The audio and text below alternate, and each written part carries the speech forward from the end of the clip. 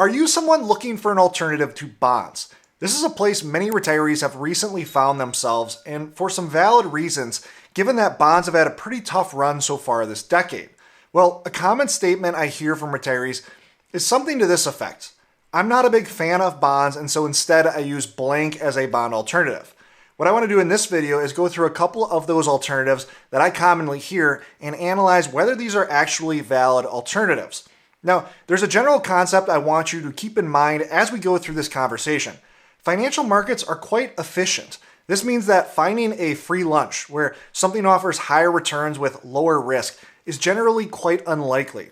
If something does offer this, there's some other drawback that you're probably not thinking about, like low or no liquidity.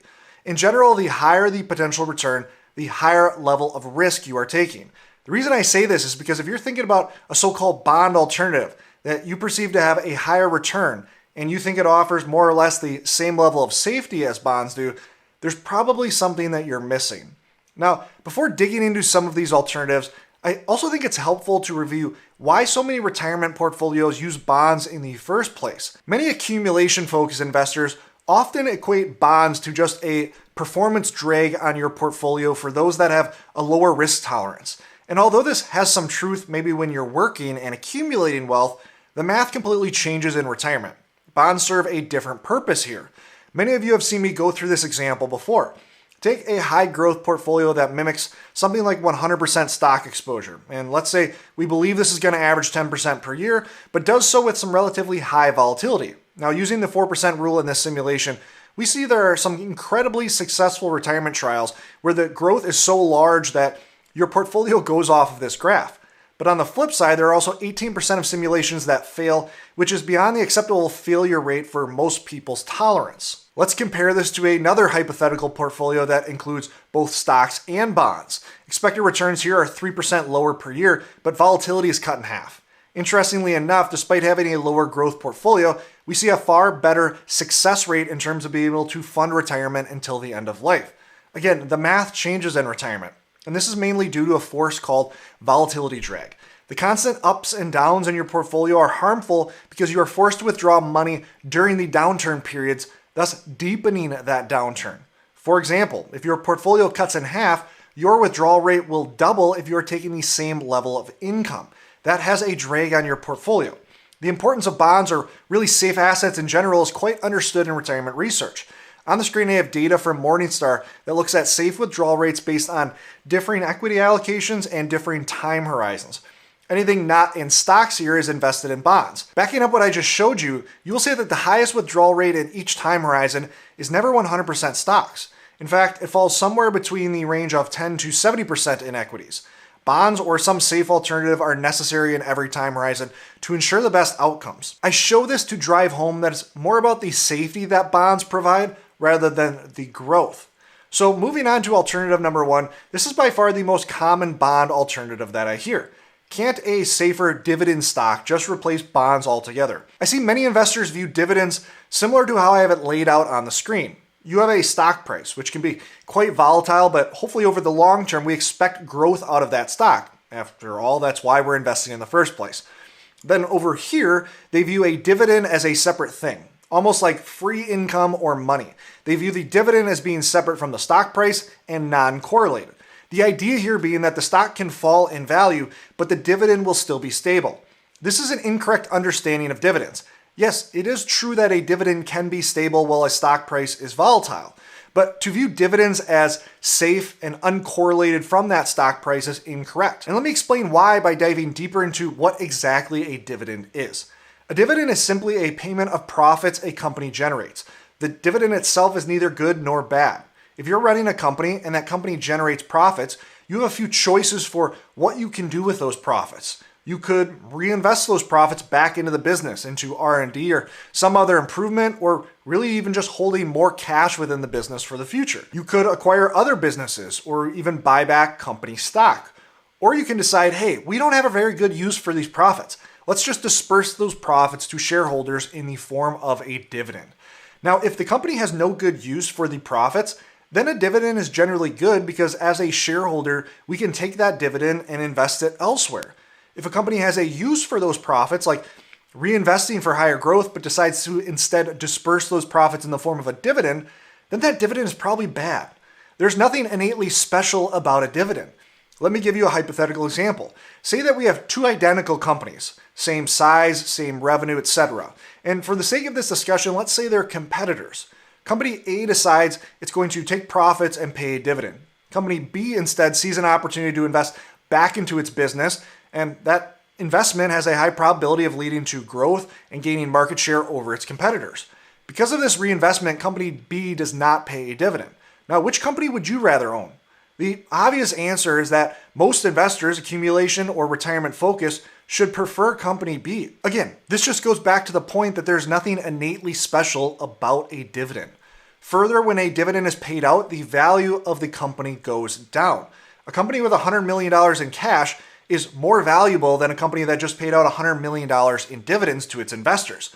Now, hopefully this is a quite obvious point. The graphic on the screen from Vanguard shows this in dollar value terms. If you have an initial stock price that is $100 of value, and that company decides to pay out a $5 dividend, after that dividend, you now have a $95 stock and $5 worth of dividends. Take that $5 of income and you create an event that is equivalent to just selling stock shares.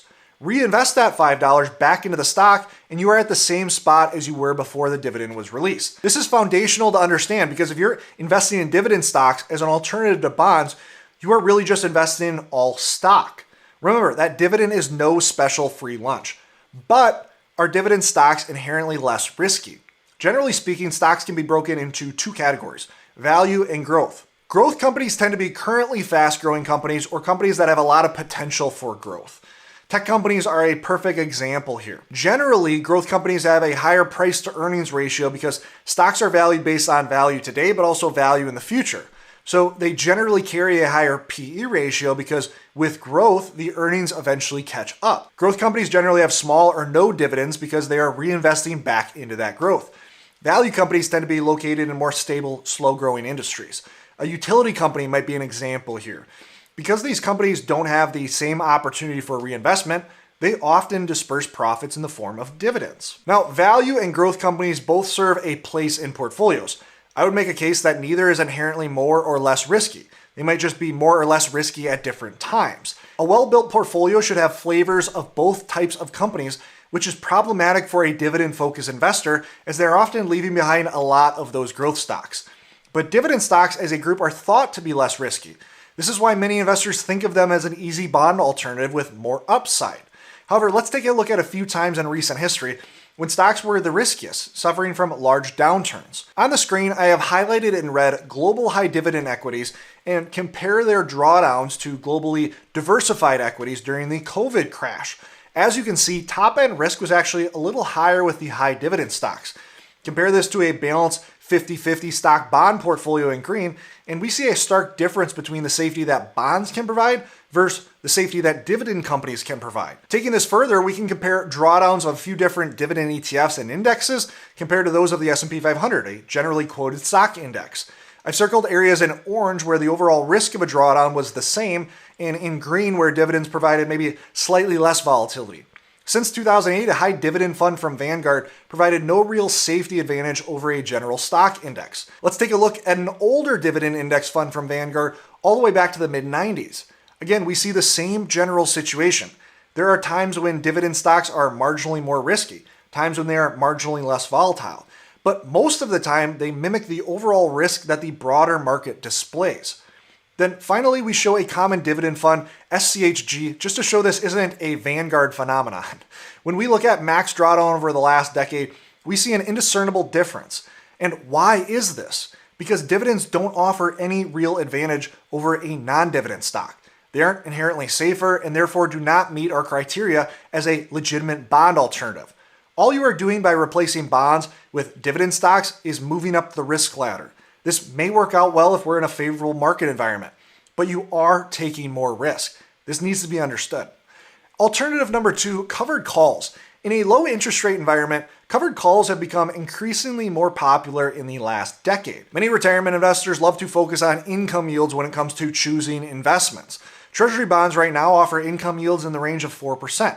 Compare this to covered call funds that I have on the screen, and it appears covered call funds can offer investors significantly more income, right? Let's dig into how the sausage is made with covered calls to decide whether these act like a good bond alternative or not. I'm going to stay high level in this explanation to avoid any needless confusion. Covered calls are a strategy that involves owning a stock and then selling options on that stock. In this case, you are selling something called a call option. So let's say that you own shares of a $100 stock and you sell a call option with a $100 strike price for $1.50. Options expire at some preset date in the future, and so at expiration, let's say that the stock ended at a price of $100 or higher. You would make no money from the appreciation of the stock, but instead would keep the premium of the option you sold, which is $1.50 per share. If that stock ended with a value between $98.50 and $100, you would receive some value between $0 and $1.50 based on that ending price. Then you would lose money percent for percent anything below $98.50. So if that stock ended up at $95 at expiration, you would lose $3.50, whereas if you just own the stock outright, you would lose $5. And so all you've done with a covered call is change the risk profile as compared to owning that stock outright. You significantly cap your growth while marginally capping your downside. Covered call strategies are most profitable in either sideways markets or very slow growing markets. But here's the big problem. Markets are volatile in both directions. Many of you have seen a graphic like this before that shows how costly it can be to miss out on some of the market's best days, weeks, or months of performance. From 1993 to 2022, if you would have missed out on the best 10 days of performance only, you would have 50% less money. The same can be expanded to comparing months as well. From 1927 to 2022, the market grew by just under 10%. If you miss out on the 30 best months of performance, your money would have grown by only 5.18%. This is incredibly problematic when it comes to covered call strategies because remember, with a covered call, you are significantly capping the upside while still leaving most of the downside open to risk.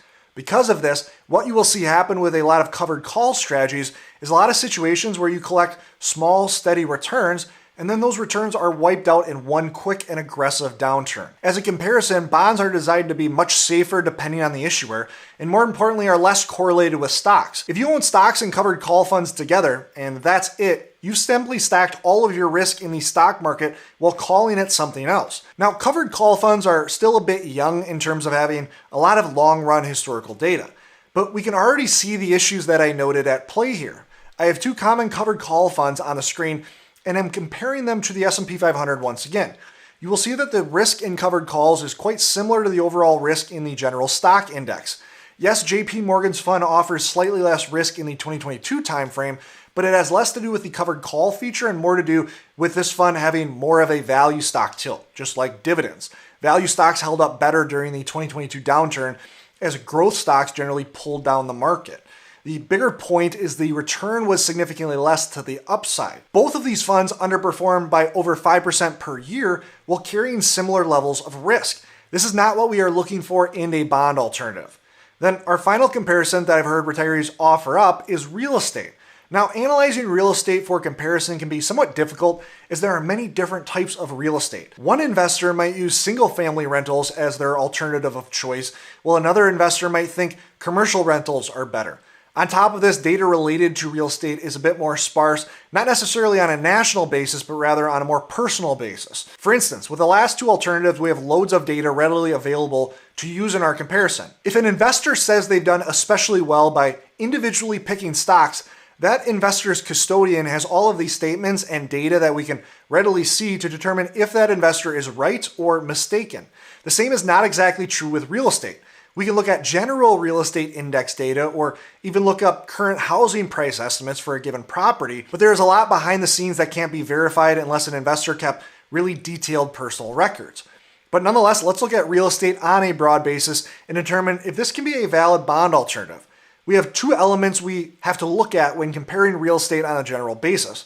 We have the price appreciation of the underlying properties, and then we have income or rent that the property can generate. The easiest way to create an accurate comparison across the board with real estate that takes into account both of these items is to actually look back to financial markets and look at something called REITs. REITs stand for Real Estate Investment Trust, and this allows investors to get broad exposure to many types of real estate. Rather than buying one property and having an undiversified real estate portfolio, A REIT allows you to have small ownership in a much bigger, professionally managed real estate portfolio. With REITs, we do have quite a bit of data that can allow for more accurate comparisons. Again, rent and price appreciation are baked into that REIT performance. NA REIT is a national organization that compiles data on REIT performance. It's like the S&P or Dow Jones version of REITs. On the screen, I have the raw performance of REITs on a few different time frames, and those are compared to both stocks and bonds over the same period. The first thing that we'll notice is that the performance in the last few decades is much more similar to stocks than to bonds. Given the general concept that we started this presentation out with, if we are moving up the return ladder, it's very likely we are also moving up the risk ladder here as well. As we'll see in a moment, real estate would have been more accurately labeled as a stock diversifier than a bond alternative. For instance, when we compare the US stock market to the US real estate market using Vanguard's REIT index fund, we see that over the last 30 or so years, stocks have averaged 10.3% per year, while real estate has averaged 8.6%. The more important comparison for this discussion is on the risk side. From a volatility standpoint, we see that real estate is about 25% more volatile than stocks during this period of time. And I don't have the data on the screen, but about 5 times more volatile than bonds. From a max drawdown standpoint, which measures the biggest drawdown from peak to trough, stocks lost about 50% at one point during the 2008 financial crisis. Real estate lost nearly 70% during this same period. Given this, again, I have no issue with using real estate as a stock diversifier, but it's far from being a bond alternative. Our goal with bonds is to smooth out performance and lower risk. Real estate in this context does very little to replace bonds. Now, given these 3 investments are not legitimate bond alternatives, you may be wondering what would qualify as a legitimate alternative. If this is something top of mind for you, let me know in the comments below and we'll put it on the list of future videos. In addition, if you like this content and are wanting to learn more about the best time to adjust your portfolio from an accumulation-focused portfolio to a retirement-focused portfolio, click here. Many retirees know that safety is a must in retirement, but often make mistakes on the timing of this transition. Click here to remedy some of those mistakes, and always remember, you don't need more money, you need a better plan. Look forward to seeing you in the next video.